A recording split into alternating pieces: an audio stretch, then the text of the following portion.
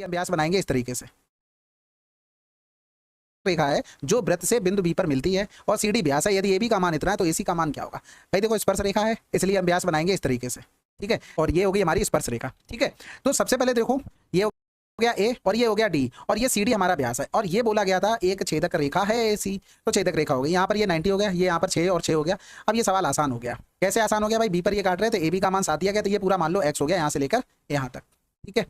अब यहाँ पर देखो अगर हम ए डी का मान लिखें तो दो तरीके से लिख सकते हैं। एक बार अगर हम ए डी का स्क्वायर लिखें तो ए बी इनटू में ए सी लिख सकते हैं। एक बार और अगर एडी का स्क्वायर लिखें तो ट्रिपलेट लगा के लिख सकते हैं। भाई क्या लिख सकते हैं? एक्स स्क्वायर माइनस में 12 का स्क्वायर। भाई एक बार एडी सी में ट्रिपलेट लगा दिया, एक बार में जो थ्योरम होती है आपकी वो लगा दिया, दोनों को बराबर कर सकते हैं।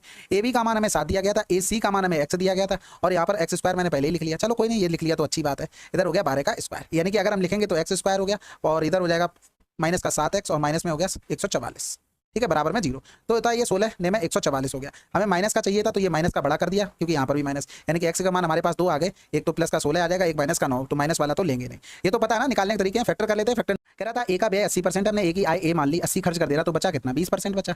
हम रेशियो डायरेक्ट बना लें। अगर हम यहाँ पर बी का देखें तो 85% खर्च कर दे रहा, 15%। इसका मान दिया गया था 8/9। अगर हम दूसरी कंडीशन में देख लें तो बी का मान अगर 15% है तो सी का मान क्या होगा? 75 खर्च कर दे रहा, 25% है। इन दोनों का रेशियो 9/20 दिया गया, ठीक है। तो 5 × 15 55 25 हो गया, इधर 5 × 20 हो गया, 3 × 3 = 9 हो गया। इधर करेंगे तो 5 × 20 हो गया, 5 × 15 हो गया, 3 × 3 = 9 हो गया और 4 दूनी 8 हो गया। यानी कि यहाँ पर देखो बी यहाँ पर भी 3 है, यहाँ पर भी 3 है, 3 का मल्टीपल आंसर। इसके अलावा ए रेशियो में बी रेशियो में सी कितना आ गया? 2 रेशियो में 3 रेशियो में 4, दोनों जगह बी का मान सेम था, इसलिए हमें कोई भी मेंटेन नहीं करना पड़ा। 4 3 7 2 9, यानी कि 9 बराबर में दिया गया था 72 के। हमें बी का निकालना था 9 8 72, तो 8 3 24 के आंसर। अगला सवाल के समानुपाती है, यानी कि ऐसे वृक्ष का मूल्य जो प्राइस है उसकी आयु यानी कि एज के समानुपाती है। कह रहा 40 छल्लों और 50 वर्ष की आयु वाले वृक्ष का मूल्य इतना है। कह रहा था 30 छल्लों वाले वृक्ष की आयु वर्ष और उसका मूल्य क्या होगा? सबसे पहले ऑप्शन में निगाह डालो। देखो ऑप्शन मैच कर रहे हैं तो हमें पूरा कैलकुलेशन करनी पड़ेगी। कह रहा था उसके देखो छल्लों पर निर्भर कर रही थी। कह रहा 40 छल्लों 50 वर्ष की बात कर रहा है, तो 40 के अगर 50 मान दिया गया तो 30 का मान क्या होगा? 50, यानी कि ये 0 से 0 काट दो, 5/4 गुणे में 30 हो गया, तो 5 × 15 यानी कि 150/4 हो गया, तो 4 × 12 हो गया, 4 7 28 हो गया, 4 5 20, ठीक है। तो दो ऑप्शन हमें मिले। अब कैलकुलेशन कर लेते हैं आगे। अब इसके देखो मूल्य में भी कोई फर्क नहीं पड़ेगा, सेम ही आ जाएगा। रीजन उसके पीछे क्या है? क्योंकि मान हमको बराबर दिए गए थे।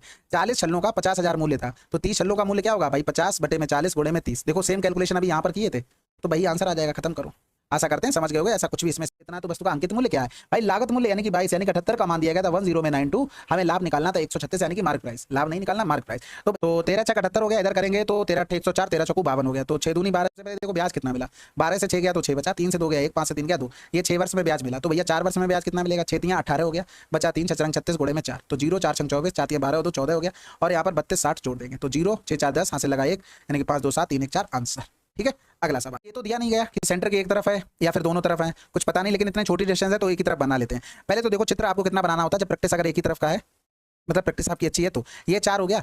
बड़ी वाली अगर कॉर्ड की बात करेंगे तो वो केंद्र के पास होगी, तो ये 10 हो गया, और बड़ा छोटी वाली दूर होगी, ये आर हो गया, ये आर हो गया, इसको एक्स मान लेते हैं। तो रेडियस का यानी कि दो तरीके से हम निकाल सकते हैं रेडियस का मान। तो अगर इस ट्रायंगल में निकालते हैं तो 6 का स्क्वायर प्लस में 4 प्लस का एक्स का होल स्क्वायर हो गया। अगर इस ट्रायंगल से हम निकालेंगे रेडियस का मान तो ये हो जाएगा 10 स्क्वायर प्लस में एक्स स्क्वायर। इसको लिख सकते हैं 4 प्लस एक्स का होल स्क्वायर माइनस में एक्स स्क्वायर बराबर में 10 स्क्वायर, और ये हो जाएगा माइनस में 6 स्क्वायर। तो ये तो आपको दिख रहा होगा, एक बार जोड़ देंगे एक बार घटा देंगे, नहीं तो 6 8 10 का ट्रिपलेट आपको पता होना चाहिए। तो ये कितना हो जाएगा? 64 हो जाएगा। इसको एक बार जोड़ देते हैं एक बार घटा देते हैं, क्यों? क्योंकि भाई ए स्क्वायर माइनस बी स्क्वायर का फार्मूला है। तो जब जोड़ेंगे तो एक्स से एक्स कैंसिल आउट, 4 बचा, जब घटाएंगे तो ये माइनस वाला प्लस बन जाएगा। लिख ही देते हैं ये वाला तो पूरा, तो ये बन गया और इधर तो कट गया था, यानी कि ये बन गया हमारे पास, काट लेते हैं। ये 16 हो गया, ये 4 प्लस का 2x बराबर कितना हो गया? 16, यानी कि x बराबर करेंगे 16 से 4 गया 12, x बराबर 6 आ गया, यानी कि अगर हम इसको लिख लें ये 6 हो गया। भाई अब अगर जब रेडियस निकालोगे, निकाल नहीं पाओगे क्या? कैसे निकालोगे? 10 का स्क्वायर प्लस में 6 का स्क्वायर यानी कि 100 और 36 से 136 हो गया, बस खत्म हो गया सवाल। यानी कि इसको लिखेंगे तो 4 × 12 4 9 36 हो गया, यानी कि 2 रूट में हो गया हमारे पास। क्या बात है भाई, यहाँ 4 होगा ना यहाँ पर, तो 34 हो गया। ये हमारे पास रेडियस निकली। देखो सवाल में मैंने कुछ स्पेशल नहीं किया चित्र बनाकर ऐसा, बस ये प्रैक्टिस है तो हमारा टाइम सेव हो जाता है, जैसे इस तरीके से आप बनाओगे।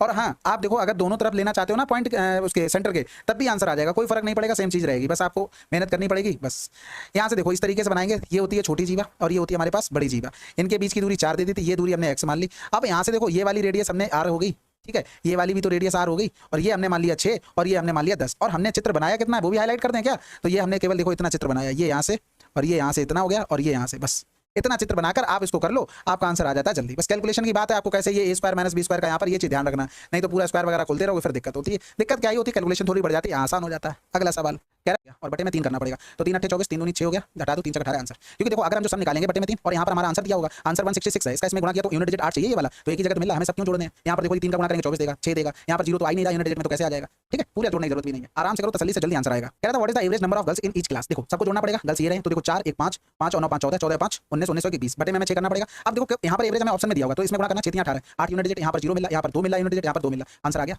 समझ रहे हो ना बात, कितनी आसानी से हो रहा है भाई। अभी पिछले में बता क्या है, नहीं तो सबको जोड़ो फिर 6 से भाग करो, आंसर निकाल लो। उससे बढ़िया एक मेथड और है, देखो आप ऑप्शन में पकड़ो कोई एक एवरेज मान लो, अगर मान लो ऑप्शन मिल जाते हैं तब उसके लिए ये 40 हो जाता। यहाँ पर देखो ये एवरेज से कितना कम है, 6 कम है, और यहाँ पर देखो एवरेज से कितना ज्यादा है, प्लस का ज्यादा, क्योंकि 40 हमने माना, यहाँ पर तो 0 हो गया, ये माइनस का 1 हो गया, ये एवरेज से कितना ज्यादा प्लस का 5 ज्यादा, ये एवरेज से कितना ज्यादा प्लस का 1 ज्यादा, देखो ये 0 हो गए, ये 5 1 6 ये दोनों 0 हो गए, तो जो हमने एवरेज माना उससे बिल्कुल सेटिस्फाइड हो रहा है। 12 कर्मचारियों के समूह का औसत वेतन इतना प्रति माह और कर्मचारियों के एक दूसरे समूह का औसत वेतन इतना प्रति माह। यदि सभी कर्मचारियों का औसत वेतन इतना है तो कर्मचारियों की कुल संख्या क्या होगी। सबसे पहले देखो 0 की जरूरत नहीं है क्योंकि हमें एलिगेशन लगाना है, फिर इसमें करेंगे तो 5 7 35, सब में 5 का भाग करें क्योंकि जहां तक रेशियो आसान हो सकता है हम कर ले रहे हैं। 5 7 35 हो गया, 5 45, 5 को 20 हो गया, 5 15, 5 15 हो गया, 3 बचा 5 7 35 हो गया। भाई पूरे का एवरेज तो हमें 43 दिया था, इधर 79 हो गया, इधर 37 हो गया, इधर करेंगे तो ये 6 आ गया, इधर करेंगे तो 9 से 3 गया 6, 7 से 4 गया 3, यानी कि एक रेशियो में 6 आ गया। अब देखो 79 यानी कि पहले वाले में एक का मान 12 दे दिया था, हमसे पूछा था टोटल कर्मचारी तो कितने हो गए 7 हो गए, तो 12 7 84 आंसर। अब आप घटाते तो यहाँ पर हमें मेंटेन करना पड़ता, हमने पहले ही कैलकुलेशन कर ली उतनी। ठीक है, एलिगेशन लगा के सिंपल सवाल था।